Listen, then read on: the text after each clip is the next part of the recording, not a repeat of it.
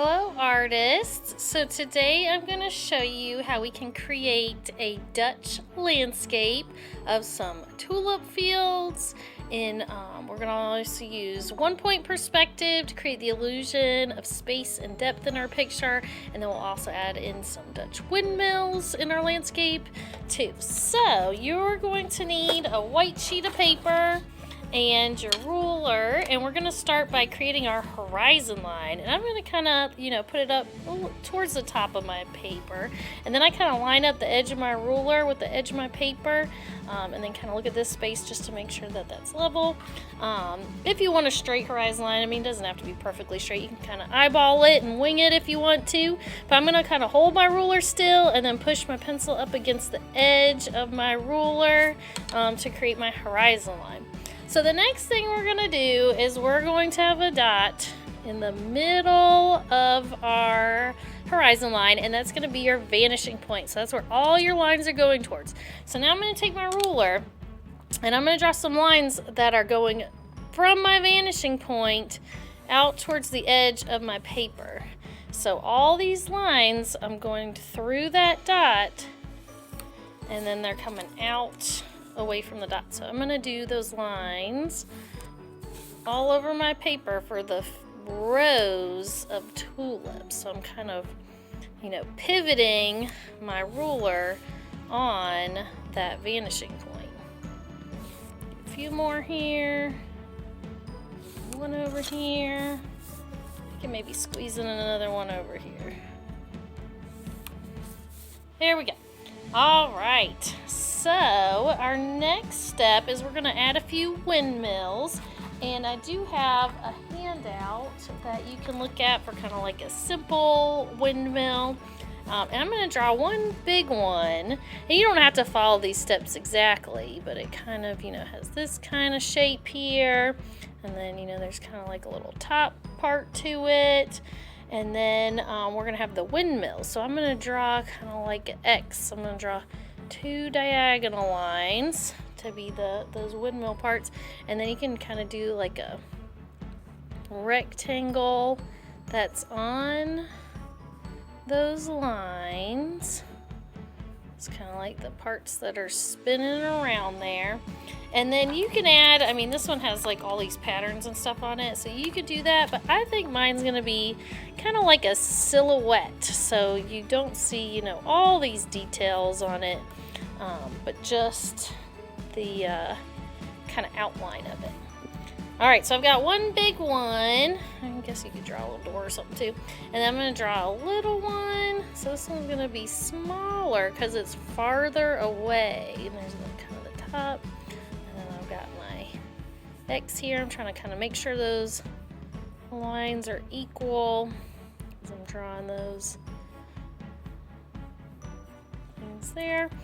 All right, and then you could also add, little farmhouse if you want to here, going back in the distance, kind of something like that in there too.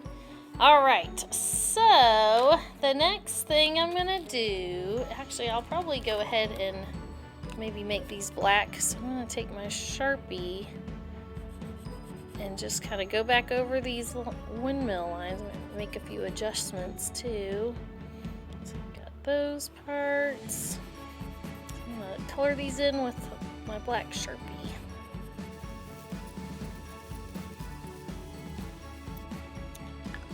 Okay, so I kind of left this one so you can see it, some more details because it's closer up. That one's kind of just a black silhouette, and I kind of left my farmhouse, and then I might go back and erase, any pencil lines that I can still see there. All right, so now I'm going to start with my chalk pastels, and they're, all different colors. So try to alternate your colors as you're coloring with your chalk pastels, or you can use oil pastels or whatever you have at home. But I'm going to try to, I'll start with the pink here, and I'm just doing kind of like it's called scrumbling, just some kind of like little scribbles. So I'm not drawing, like every single tulip, but you could draw, the actual tulips if you want to up here, up close. So you see those, and then as they get, farther back, they're kind of like less detailed and kind of, closer together. So I'm going to do that, and then I can also use my Q-tip and kind of just fill all that in back there, because we're not going to see all the little details back there. But then up close here, I can kind of have my little tulip shapes.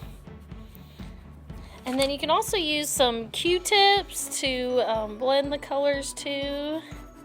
Kind of get them filled in, fill in all those white spots. But leave a few. We're going to add some, green for the leaves of the tulip. So I'm going to add, little bits of green in there. After I've done blending, they're going to be kind of smaller, speckled back through there. So fill in some stems. And then I also, for this one, I had like green pathways as well. So you could, go over these lines with your green too. That's kind of like the paths that they're walking down to get to the tulips. So I'm going to continue that for all these rows here, kind of changing my colors too.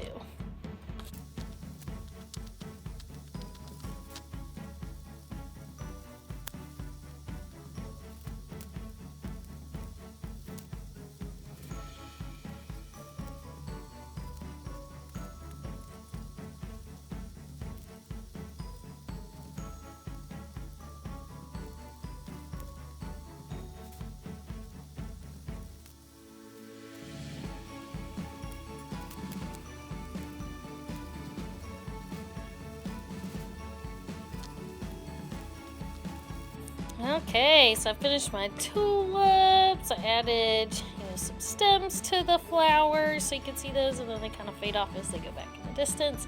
So the next thing I'm going to do is my sky. So I'm going to just kind of fill it in with some blue. I might even flip this over.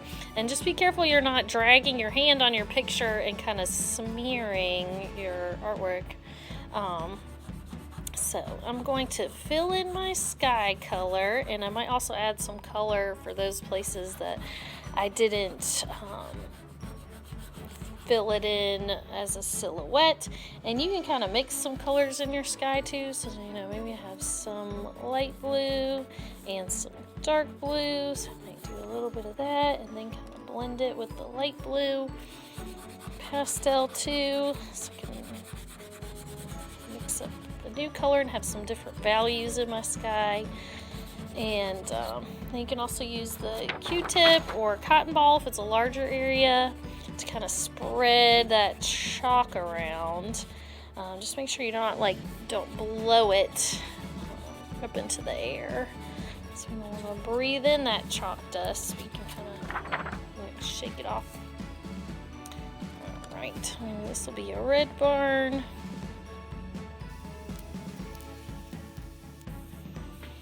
Alright, well, I have filled in all the spaces on my Dutch landscape, and I hope you had fun making yours with chalk pastels. Have a great day. Bye.